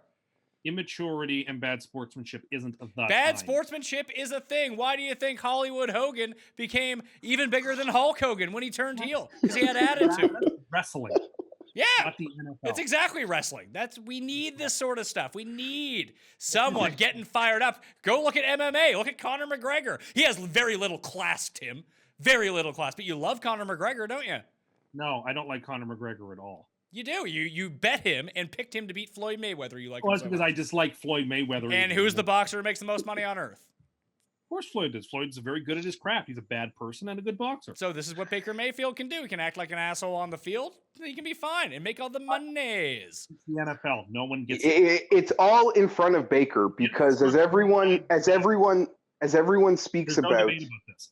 No one ever gets to act like this forever. He's a quarterback. The infrastructure of the NFL, the institutional structures will grind that out of you. It has always happened. It is always going to happen. It is inevitable. And the longer he resists it, the worse it'll be for him. And once he does, realize, you know what? I shouldn't act like a jerk. I should try to channel these energies in productive ways that aren't caustic and aren't, just bad sportsmanship. I actually will produce better football, and he'll be better for it. What are you and talking about? Produce better football. It will produce better football. I mean, what do you mean? There's no debate on this. This is not up. You're right. You have a young person with an attitude. He's looking to make money, Tim. That's why they do this shit. They don't do it for the love of the game like you like to think that they do. They don't. They do it for the money. And there is an opportunity for him to be the biggest star in football. And he's trying to seize that opportunity. 0% chance of that. He plays for the Cleveland Browns. He's a football player. He will never, ever, ever be that. No, I think you're wrong on that, Tim, because I think there's a national outside of Pittsburgh, Baltimore, and Cincinnati. There's a national love affair with the resurrection. And it also doesn't matter where you fucking play. It's football. It's the biggest sport. If you can be the biggest guy in the biggest sport and be able to market yourself, you're going to be great. Instead, we've got duds like Peyton Manning and Tom Brady. And even Aaron Rodgers don't say shit, so they can't make the money, so everything's going to NBA players. It's like having Mike Trout out there being the biggest star in baseball, and the guy can't make a cent in advertising because no one knows who he is. It doesn't matter where you play. Russell Westbrook makes a ton of fucking money. He plays in Oklahoma City. It's basketball. That's apples and oranges. So now we're talking about a sport that's even bigger, twice the size, but it can't work because he's in Cleveland. Aren't big. What I'm saying is that Baker Mayfield can make himself big. I don't think there's any chance of that. The truth is, the only real, in the NBA, it's always, Magic versus Bird or Jordan versus X. The NFL's always been about team versus team, except for the Brady versus Manning and some of these other, like, really high profile. That's when they sort of sell it as player v player. I'm confident in 2 years he's going to be much more toned down. Oh, yeah, I agree. And I think that'll be good. Yeah, and I think his attitude now isn't bad as a rookie, resurrecting a beaten down city and a beaten down franchise. I'll buy that. But if it's this way in 3 years, we got a problem. I can't believe you guys are talking about his fucking bad attitude. This is so ridiculous. No, it's ridiculous. I'm not even. No, it's actually ridiculous to think it's ridiculous. It's ridiculous to think, oh my goodness, this person's interested in good sportsmanship. This person's interested in, people actually channeling negative energies in productive ways. Brady's a prick. People who act like professionals. The idea that you should coddle and celebrate people's petulance is precisely one of the problems with society today, is that type of attitude. It is absolutely destructive. And there is a little place in this world for honor and decency and respect. And to laugh those things off churlishly does everyone a disservice, I think. Well, unfortunately, Tim, everyone who agrees with you is going to be dead in 2 years because they're all 95. Just look at the White House, pal. That's the future right there. I don't know what... I know you think you made a point there, but I have no idea what you're trying to say. Well, what you're saying about your gentlemanliness and your good sportsmanship, that's gone. Those people are dying out, and you're going to be dying out here with them, too, if you weren't somehow like 50 years younger than the rest of these people. But look at Trump. Trump's a crazy person with no honor, and Trump's a crazy person who says whatever he wants and just badmouths people. If that can work for the presidency, it can work for Baker Mayfield becoming the biggest star in football. No, that could never work. No. I think the president is going to pay the price for his He already won. What price? That there are prices to be paid. Like not getting a second term, disgracing yourself and your legacy. Lots of legacy? He became president. He was Donald Trump of The Apprentice, who no one cared about. And then he became Donald Trump president. It doesn't really matter what he does from here on out. Sometimes I think you look through the wrong end of the telescope. What are you what are you talking about? You see the big things as small and the small things as big. No, see, you're missing out what the point of all this stuff really is. When people remember he was president. That's what they'll remember. People remember James Buchanan as president too. Yeah, no one fucking remembers James Buchanan, Tim. That's the problem. No, they do. As the worst president ever. Like or Herbert Hoover is a bad president. Like just becoming your president doesn't necessarily mean you're going to be well remembered. We're way off topic here. Jeff and I are in complete agreement with this, and I think you actually are too. Just playing this up a little bit. Listen. It's the same reason I still love my main man Johnny Manziel. Just wish he was better. How did that do him? I wish that he just wasn't as good. That was the problem. He didn't have the talent. Baker has the talent. It's the perfect combination of athlete. We see it in every other sport. Now we're seeing it in the NFL. All I'll say is to Browns fans who for good reason will die on the hill of defending him. Oh, sure. As somebody who has spent the last, what has it been, 15 years in the corner of Phillip Rivers. Phillip Rivers, like the A+, like good guy. There's still like Monday morning, like Rivers needs to chill. Rivers in his attitude, and he's like a tenth of Baker. So for Browns fans, you just got to calm down because the criticism is not like it will still be there. It's not. Oh yeah, the Browns fans in my Menchies are the worst. They have taken over from Patriots. Oh, they are not unbelievable. Yeah, they are. Do not. They're intense right now. Yeah, I don't care. But they have become the worst sports fans in my time. Oh, come on, man! They're just into their guy. They want to die on the hill. Maybe their guy can accomplish something. Maybe like winning 8 games as a starter, which he can't accomplish this year. Like maybe when he actually wins. Hold on a little bit. Let's not pretend like this isn't just because you're really jealous of Baker Mayfield and that Sam Darnold's not close to his good. I would not trade him for Sam, and I would not trade. I'm sorry. When the Jets had the chance at their pick, you were calling him Broadway Baker. You wanted nothing to do with Sam Darnold. Let's not forget that. True.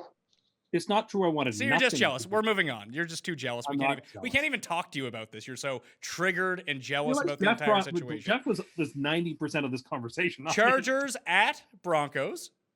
6.5 is the line. Geoff, do the Chargers have anything to play for? It is sort of like the Bears, Patrick, where I believe Anthony Lynn looks at that scoreboard, sees Kansas City's up 17-0, and here comes Geno Smith and everyone else. Like 6.5 as an underdog at home. I know they're down Phillip Lindsay, who might be their best offensive weapon, down all the receivers, but Might be. well, no. Definitely. Case Keenum is still on the field. Yeah, he's not their best offensive weapon. Maybe it's Cortland Sutton. Cortland Sutton started to look pretty good.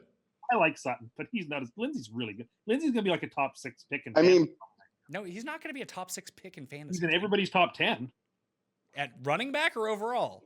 Overall, when I see the draft, like he's like in everyone's top 10. He's not going to. I don't know who you're seeing, but no, that's false.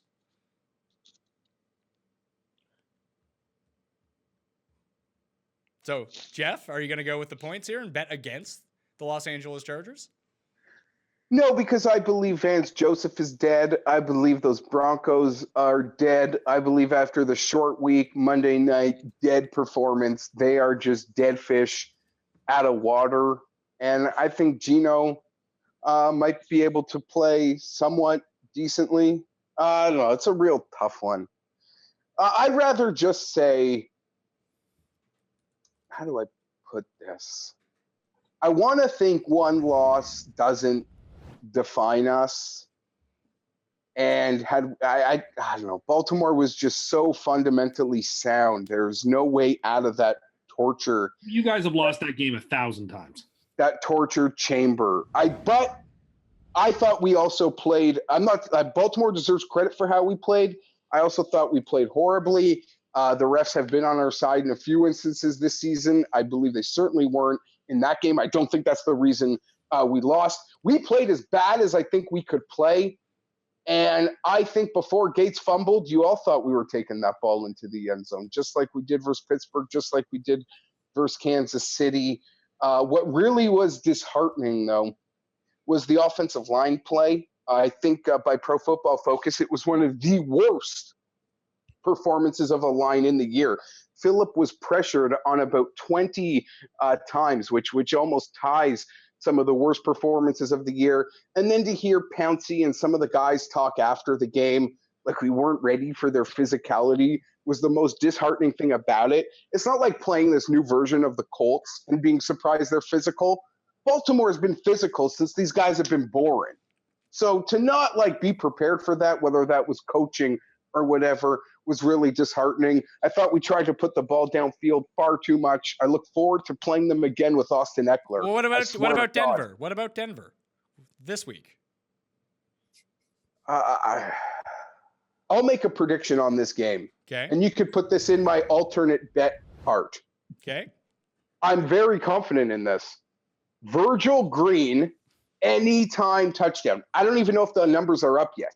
They're not. But he's an ex-Bronco. He's talked a lot of things this week. I do believe, however this game goes, whether it's good for the Chargers or bad for the Chargers, whether it's Phillip Rivers, whether it's Geno Smith, Virgil Green is catching a touchdown in Denver this weekend. Know that for your DFS $3,000 guy. 2,500. Tim, I'm taking the Broncos and the points. Yeah, I'm taking the home dog too. It's one of the rare spots this week. I think a home dog makes sense. Just Geoff said the two words, Geno Smith, that terrify me. The coin's taking Denver as well. Oakland at Kansas City. I'm taking Kansas City. 13.5. They have something to play for. And Oakland just won their Super Bowl Monday night, so that's fun.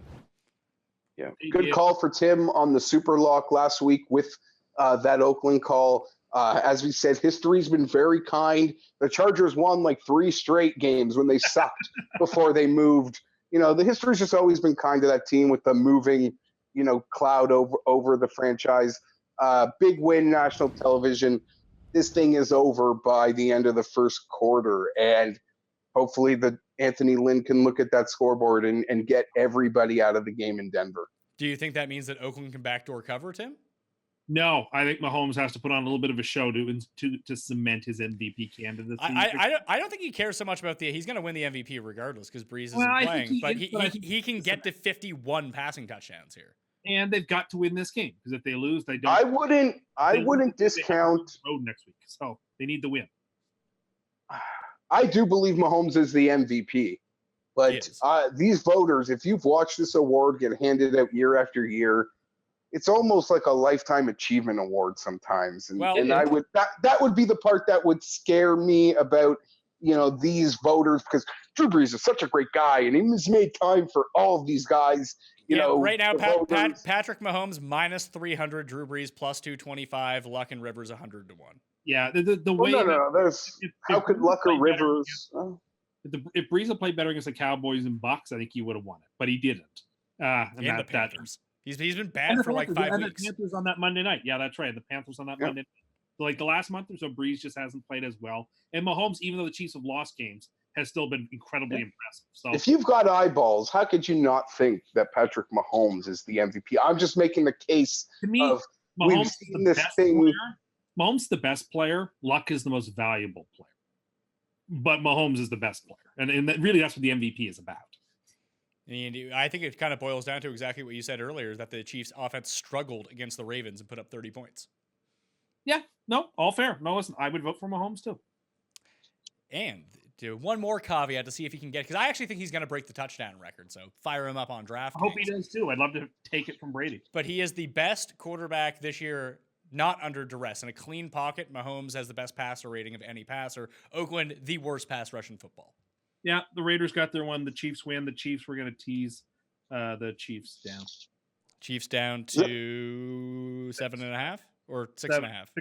6.5. KC minus 6.5. All right, next game, Philly, Washington. Washington, 6.5 point home dog. 42 is the over-under. Philly needs to win and have the Vikings lose to get into the playoffs. Does anyone want to see Nick Foles and the Eagles in the playoffs, Tim? No, nobody wants to see them. I mean, Philly fans probably. The only person that the person who doesn't want to see Carson Wentz. I'm sure Carson Wentz is going to be fine. No, I'm teasing. Nobody wants to see the Eagles. The Eagles get in the playoffs. The Eagles win the Super Bowl. They're that talented. So yeah, nobody wants them there. So I think they're going to get in though, because I think the Vikings are going to lose because Kirk Cousins in big moments. He had this exact spot 2 years ago against a washed-up Giants team, or not a washed-up, but the Giants team that's playing nobody. That's what happened. And the Redskins lost pretty convincingly. So Cousins, when the moments are biggest, he plays the smallest. So I kind of expect him to lose that.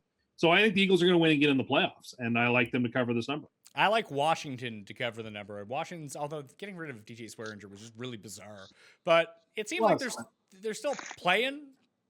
Yeah, they should have beaten Tennessee. They were the best. I agree, and the thing is, like, one of these deep shots is going to work. Like, they had Josh Doxson open over the top like 3 times in that game against Tennessee, and Josh Johnson couldn't convert. And this Philly secondary is still ass. And if Josh Johnson can get away from this pass rush, he can put up points here. So I don't know if they win, but I can see them losing by 3. But I think Geoff made this point last week, and I'm with him now. If the Eagles are playing the Bears next week, we're on the Eagles. Yeah. Geoff, I'm going to take the Eagles. I think they win this game by 6.5. I'm afraid that the line, they're one of the more public sides this week. The Redskins, just based on the name value of the quarterback, it seems like a lot of people are forgetting how competitive they did throw it out there. I still am going to pick the Eagles. I do believe there's a strong choking possibility. I wouldn't be as shocked as maybe a lot of people would if the Redskins win this game.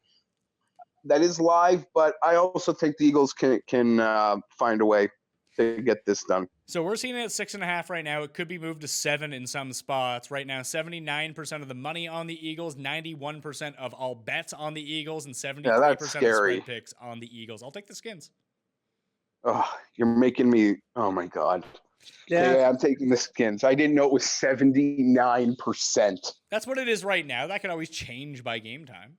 No, because it's not going to. It's not going. The steam this year has come in on Philly when it comes in. So I don't know. We'll see. What?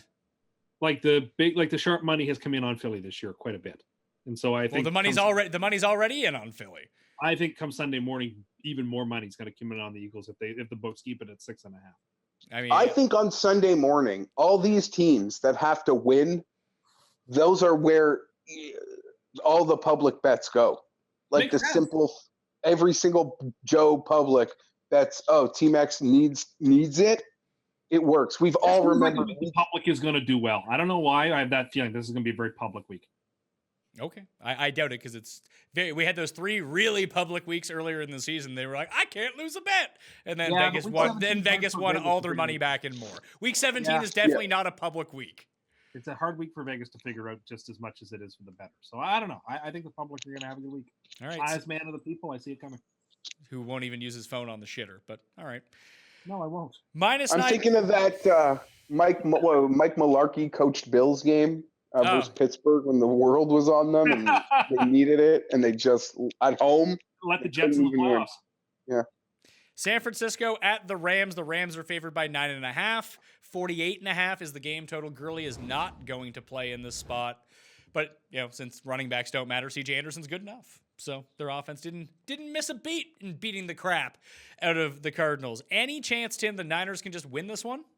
Absolutely, there is. Like, I've been critical of the Niners a lot in the last couple of weeks, last couple of months, really, because like I said with the Eagles, sharp money have adored the 49ers this year. The worse they've played, the more money they've gotten. So I'm actually not surprised this is under double digits.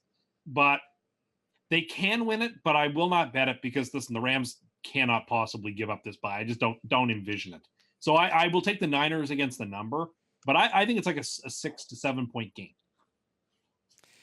Yeah, I can see that. If depending on what I end up doing, I know I picked the Vikings, but if I start getting like cold feet, I really do like that if you're going to take the Bears, pair them up with the 49ers because you can see those games to the end. If it's a close game, the 49ers cover the 9.5, the Vikings cover the plus, or the Bears cover the plus 4.5, and you got a parlay going and you're good to go. But I'll take the Rams here. I just think they run the ball down their throats enough that they can get Robert Woods is going to be a real problem in this game for the Niners defense because their pass defense outside of Richard Sherman is just terrible. And the Rams need to get some positive vibes going heading into the playoffs and probably a bye week. I can see them coming out and just laying the hammer down. Like no one really cared that they beat Arizona last week. People will start to be like, hey, San Francisco's been plucky lately. They've been playing teams really close. If the Rams go out and stomp them, people will be back on the Rams, I think. So I'll take the Rams to cover the 9.5. Geoff?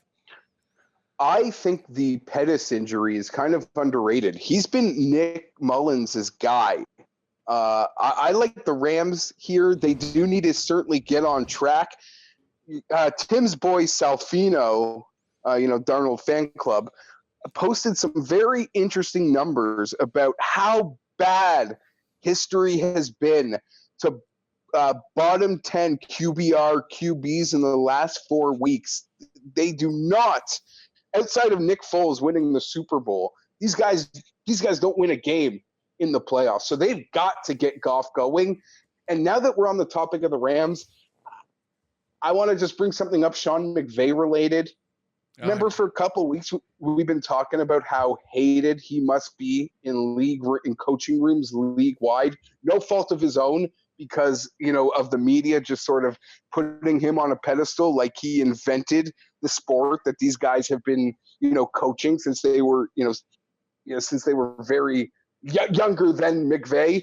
Adam Gase, at his press conference the other day, here, I'm just going to read the tweet from a Miami beat reporter. Gase, a bit salty about the criticism he's gotten for working on the bench mid-game, said, quote, "The guy in LA does it, and they're just fine. Nobody says a word." The guy in LA. And I'm not comparing Gase as being as good as McVay. I'm not making that. McVay is the Patrick Reed of coaches to the coaching club. No one likes but Reed gives these guys reason. McVay, I just think cares and is passionate. And he, the ESPNs and all the talking shows have made him into some literally legend that he invented things that we've been watching in college for years, to be perfectly honest. So that just kind of hammers that point home that every coach's room in the league has a target on that guy in LA. Give me the Rams. They'll win this game. Last game, the Sunday night game. We got Indianapolis at Tennessee. Tennessee 3-point home dog. It looks like Blaine Gabbert's going to start. Maybe we'll get Marcus Mariota. It hasn't been an official word yet, but it feels like the world has to be on the Colts here. I can't think of like a really logical explanation to take Tennessee. Can anyone? Tim? I can think of Derrick Henry runs it down their throat. They control the clock, and they win the game 13-10 because mean, the Colts were shut out a couple of weeks ago by the Jags. So the idea that you can stop the Colts offense, it's possible. You can tear the Colts defense up. Darnold did it a few weeks ago. You can shut the Colts offense down. Like, the Colts are a good team in the AFC, but they're not a great team. So they're not bulletproof. But I mean, they went to the wire against the Giants and got real lucky to win last week. So, I mean, the Colts are not the 85 Bears. And the Titans do play pretty good defense. They can run the ball effectively. Those are all pretty important things to do this time of year. I'm going to take the Colts, but not with a ton of confidence. I think the Titans are super alive in the game. I hope they do play Gabbert because he's healthy. And apparently Mariota couldn't feel part of his body during the week. Like, that's not good. Hold on. You seem to function despite not feeling emotions or pain. I feel many emotions: outrage, indignity, various emotions. I just hope for his sake that he doesn't play this week. I think the Colts will win. That'll be more fun for that Saturday afternoon game to be Colts-Texans. But nevertheless, I think the Titans could ruin things by winning and getting in. This game's a no bet for me. I'm going to take the Colts, but Tennessee is probably the play. Yeah, I feel the same way, unfortunately. You know what? Screw it. I'll take Tennessee. Screw it. If Mariota plays, guys, I think I might actually put money on Tennessee by the time this game goes off. The script is simple, and Tim said it. The Tennessee Titans are literally capable of having two drives that take up 86% of a half of football. Yep. They did it to the Chargers in London. They've done it to the they've done when they play well and they're on. They don't just score a touchdown. They score 17-play, 9-minute and 54-second touchdown drives. That's how they do it. And then all of a sudden they score that touchdown, and Andrew Luck and the Colts get stalled out at the 44, and they punt, and all of a sudden the Titans do that again. The script is very real. Yeah, it's far more real than I think the general public wants to believe because of how great of a story this Indianapolis season has been. That being said, that Jarrell Casey, in my opinion, is as big as almost any on the defensive side of football. He is their best player. He is their best player. They don't have a rotation to fill in for him. They don't have the depth to replace him. A part of me, well, I'm going to pick the Titans here, guys. I actually kind of want to see the Colts win, as Tim said, just for maybe the more entertaining playoff. I don't know about you. Granted, I got a squad in this tournament that starts next week. I look at what I think those 12 teams can be, and I've never seen a more exciting tournament. It's like what happened in the MLB with the Astros and the Yankees and the Red Sox. Like, all those teams were awesome, and you didn't know how this was going to play out. And I mean, looking at the whole league, I'm excited. And as I said, I'm dumb enough to think the Minnesota Vikings in that 53-man roster on paper might even be able to win a game. So I'm dumb enough to believe that. I'm obviously super hyped for this postseason. I am too. I mean, I look at that Colts team. If they beat the Texans, they'd go to KC in the second round. Like, what a great game that would be. That would be high scoring, exciting, entertaining. That'd be a really good football game. So yeah, and the Chargers would probably go to New England. So like, I think next week, I can see both wildcard teams on the road winning next week in the AFC. I think a lot of fun is possible. Tennessee would ruin all of our. Yes, because Tennessee's that one team that I would believe of the 12 have no chance, and we've always had those teams. Yeah, they're the Bills. Last year it was Buffalo, and there's always been that team. This year, well, I do believe, and I'm picking Tennessee here. If the Colts win this game, I will look at those 12 teams, and it will, to me, be the best pre-tournament setup we've had in as long as I can remember. Do not forget that the Titans can still be the 2 seed in this scenario. Yes. So we might not even have to see them next week. They might get a bye. So who knows? Super locks. Before we get out of here, I'm taking Detroit +8 as my super lock for the week to pass Geoff when whoever he picks loses. Your pick, Geoff. Oh, let Tim. You know what? I've been so brash about it. I hate that the line moved those couple points. It would really bother me because it feels like an alternate line from where I am. The Buffalo Bills are winning by 10+. So give me the Buffalo Bills. Tim? I'm going to take the New York Jets in a game where the torch is quite seriously passed from one generation to the next. seriously passed in a Week 17 game where the Patriots are making the playoffs and the Jets might end up with the number 1 pick. Yeah, great though. Yes, that's what I said. That's what I mean. Okay. I can't wait to break down those 2019 opponents next week. I cannot wait to see what you're going to have us put on paper as the record I of, can't imagine I'm gonna pick any- documented record. We'll save that for next week. One thing I will alert you to, Geoff, though, that 94% of the money right now is on the Bills. That worries me. So. Yeah, but how big can that handle be? I will say this: the line has moved with the money. It's not like it is stagnated. So, yes, it has that big bet, but with every, they keep moving up. It'll probably that move number, and it could go to a touchdown. If it's like a blizzard Sunday morning, that's a touchdown spread, guys. Yeah, it's gonna just move through those dead numbers till it gets to 7. Cust money teaser of the week. It looks like you got Green Bay, the Jets, Chicago, and Kansas City. 4-team teaser. Oh, and Philadelphia. Sorry, I'm teasing them to a plus a half point. Plus a half point. So a 5-team, 7-game teaser. It is, and it's sad. This is the last 5-team tease that I can make. The season is already come and gone. It's already gone so well that you're a very quality. What is this I have tracked here? 3-14 on teasers. Yeah. Why is it? Throw Notre Dame on it. Well, definitely the points. Points are free money, but I'm not going to throw Notre Dame on it. So the guy listening on Saturday night, he's already out of play. You add Notre Dame to that too. So Notre Dame plus 19.5. Sorry, yeah, plus 19.5. There's no way that we lose by 19.5. No way. Couldn't happen. All right. That will do it on the Pat Mayo Experience. Check out the full cheat sheet in the description and comments of this video or up on Facebook.com/thepme. I want to thank Geoff for taking time out of his vacation. We'll be back on Monday with the golf show. I'd also like to thank the Coin for being here and probably winning the pick'em pool this year. He's so good. Unlike Tim Undercust. Tim Undergust.